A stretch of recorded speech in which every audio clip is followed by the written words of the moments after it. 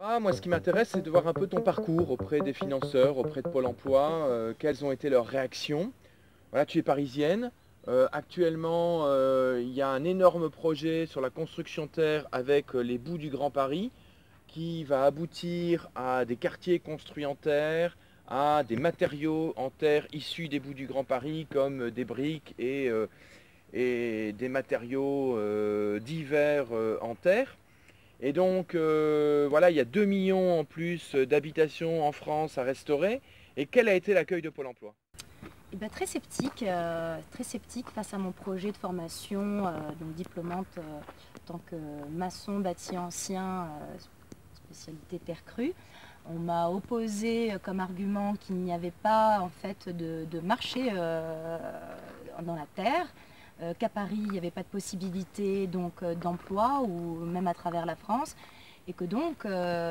compte tenu de cette analyse, il n'y avait pas la possibilité de financer cette formation,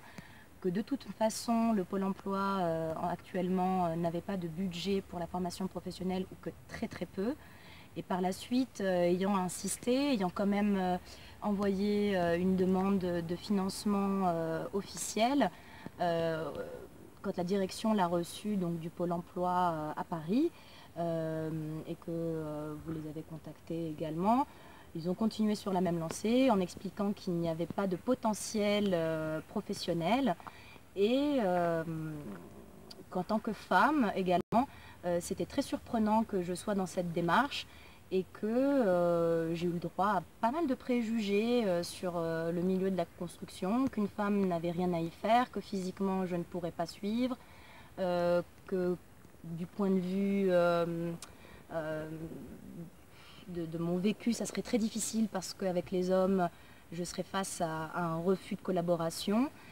et que finalement tout ceci était qu'utopie. Aujourd'hui, on va continuer. On a lancé une pétition qui est en train de prendre une très belle ampleur, ce qui signifie également que les gens ils sont très sensibles à la construction en terre et à tous ses avantages.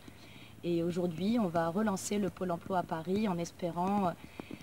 pouvoir obtenir un financement pour un projet d'avenir. Qui, malgré leur refus de financement, m'ont tout de même permis de participer à cette formation et sans eux, je n'aurais pas pu parce qu'ils ont accepté de maintenir mes indemnités, ce qui n'était pas une obligation de leur part.